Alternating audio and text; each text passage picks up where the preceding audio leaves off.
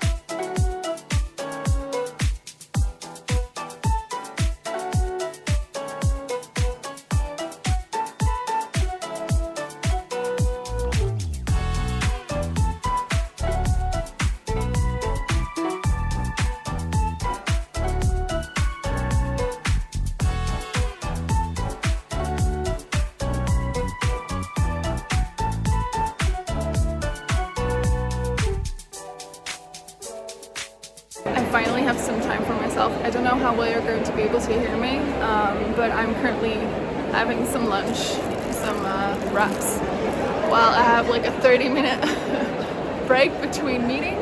And yeah, it's been great.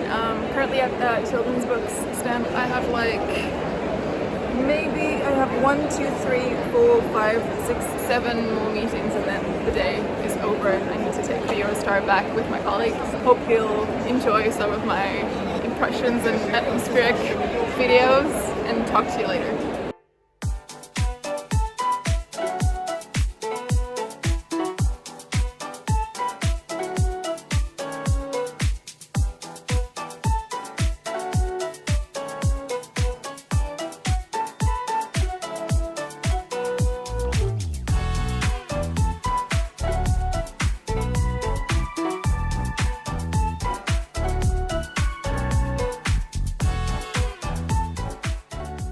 As you may be able to tell by the background, I'm back in Belgium, I'm back home. It's actually quite a bit later, it's now Sunday, and the fair, for me at least, ended on Wednesday. The London Book Fair typically lasts for 3 days, so like Tuesday, Wednesday, Thursday. Our publishing house typically just goes for 2 days. I thought I would do sort of a wrap up on this video because 1, the vlog kind of ended abruptly, and 2, whenever I post on my Instagram stories, my Instagram is booksbyanneleen, by the way, if you're interested. Whenever I post that I'm at fairs, typically the first DM that I get is like, why are you there? Like, what is it that you do that requires you to be at book fairs? So I decided to open up my Instagram stories and asked you guys to send in questions that you had about what I do and why I'm at book fairs, so as a conclusion to this vlog. So the first question I got is, what do you do and how to be that? As I told you at the beginning of this video, I'm a non-fiction publisher, and the particular publishing house that I work for does not really work with authors. It primarily works with translations. What we tend to do is we translate books from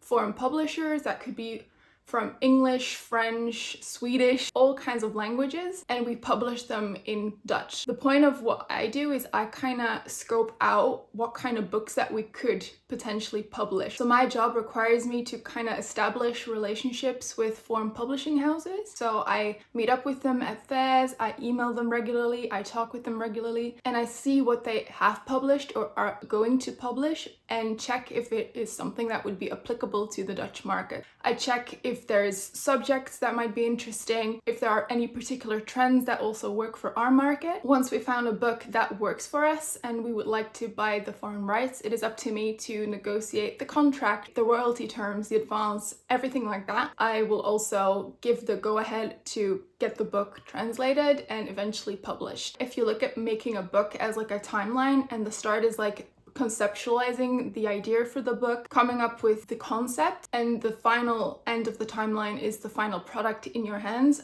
Publishers are at the start, so they're the ones that initiate the book publishing process. So obviously book fairs are an amazing opportunity for people in my position, publishers, to check out different publishing houses, see what they have in terms of new trends, new ideas, and potentially buy new books for their own market. Aside from that, book fairs are obviously helpful for everyone in the publishing industry, but for me in particular, I have meetings with tons of people in the publishing industry that I already have an established relationship with, or at least our publishing house already has an established relationship with, to see what books they're going to be releasing in the next 6 months or have just released that could be interesting for our market to translate. Aside from that, it's also like a great source of inspiration. It's lovely to see what people come up with. It's great to check out trends, what books are popping, what new subjects are the it subject of the next few months. Like, it's a great way to get inspired when you're in publishing. Someone I know in real life asked me if I ended up meeting Taylor Jenkins Reid.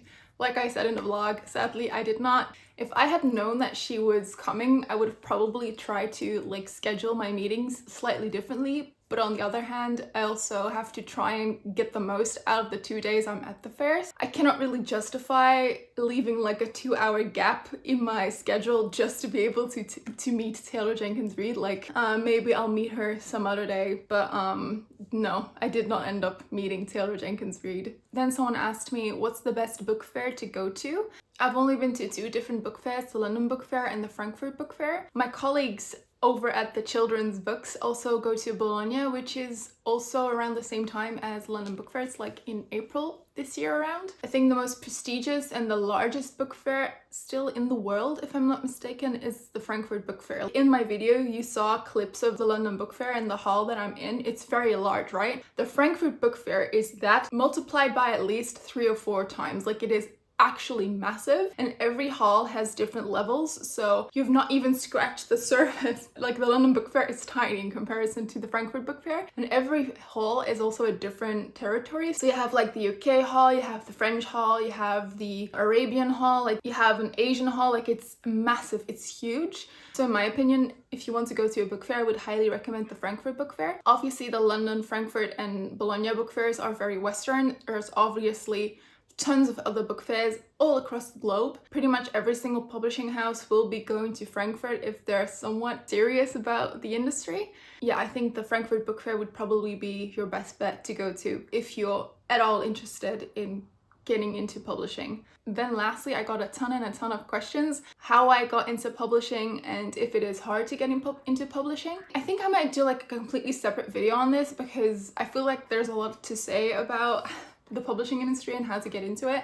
I'm going to be the very annoying person and say that for me, getting into publishing was quite easy. It is the first job that I've ever had. I got hired straight out of university and I've been working there for the last 6 years. I'm not really the ideal person to ask how to get into publishing, but I do want to try and give you some tips and ideas on how to get into the publishing industry, because I also think a lot of people don't really realize how many options there are. I might do a separate video on this. If you want to see it, make sure to be subscribed. I'm gonna sound like such a YouTuber, but like, I'm probably going to post something about that in the next couple of weeks. But for me, like I said, getting a job in publishing was not that difficult. So that was my London Book Fair vlog.